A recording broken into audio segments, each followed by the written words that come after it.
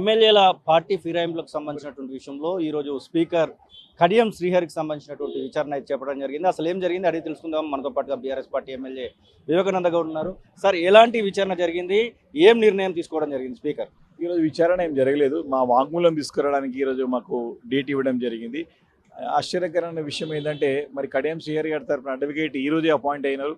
మరి మాకు అన్ని కాగితాలు అందలే అని చెప్పేసి రావడం ఆశ్చర్యానికి గురి చేసింది. అంటే ఏ రకంగా ఈ యొక్క అంశాన్ని దాటివేయాలి, ఏ అంశాన్ని దీన్ని అంటే పోస్ట్పోన్ చేయాలనే ఒక ధోరణి కనపడుతుంది తప్ప మరి నిజంగా దీన్ని ఎదుర్కోవాలనే దమ్ము ధైర్యం వాళ్ళకి కనపడతలేదు.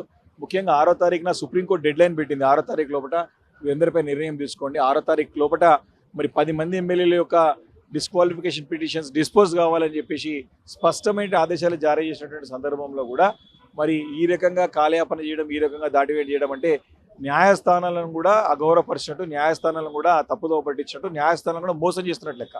కాబట్టి తప్పకుండా 6వ తారీఖున జరగబోయేటువంటి ఒక కేసులో ఈ యొక్క వాస్తవాలన్నింటి కూడా మేము తెలియజేస్తాం.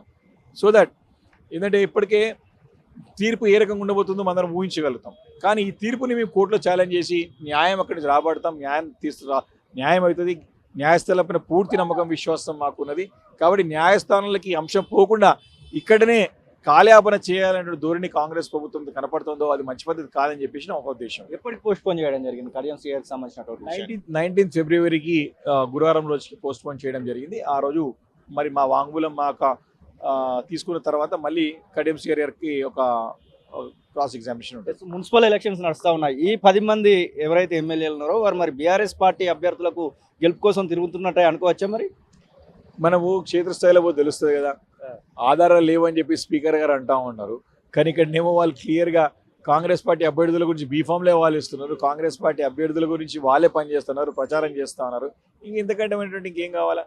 కాబట్టి అందుకే నమ్మకం సరే ఇది ఒక ప్రొసీజర్, ఇది ఒక వ్యవహారం, ఒక పద్ధతి ప్రకారం నడాలి. కాబట్టి ఇక్కడ నడుస్తూ ఉంది.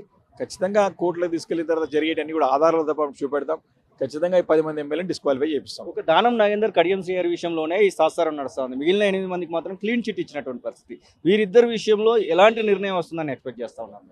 ఇప్పుడు వీళ్ళిద్దరు కూడా ఎట్లా చేస్తాడు ఇక ఇక్కడ వచ్చిందంటే అంటే యాక్చువల్లీ నిజంగానే వారికి నిజంగా దానం నాగేందర్ గారు కానివ్వండి, కడియం శ్రీహరి గారు కానివ్వండి, వారికి రాజకీయంగా వారికి వారు సమాధులు చేసుకున్నారు.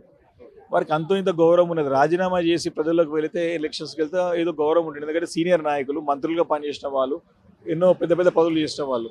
వారు ఎంత అంటే వారికి అసహ్యం అనిపిస్తుంది అని చెప్పేసి ఒకసారి అనుమానం వస్తుంది.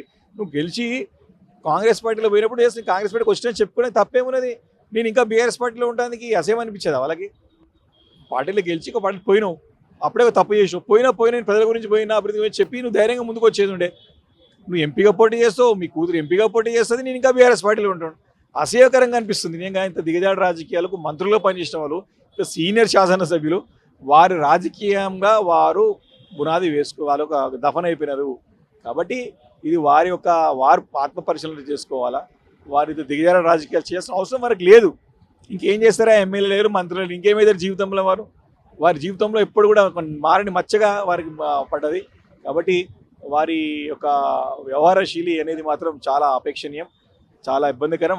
వారికే ఇబ్బందికరం, మాకు కాదు, ప్రజలకు కాదు, వారికి ఇబ్బందికరం. ప్రజలకు ఏం సందేశం ఇస్తారో ఒకసారి ఆలోచన చేసుకోవాలా. వారితో పాటు 8 మంది ఎమ్మెల్యేలు కూడా తప్పకుండా వాళ్ళు కూడా మేము బీఆర్ఎస్ పార్టీని చెప్పుకున్నాము, అది హేమైన చర్య. కాబట్టి వారిని తప్పకుండా అందరినీ కూడా డిస్క్వాలిఫై కావడం ఖాయం, ఉప ఎన్నికలు రావడం ఖాయం.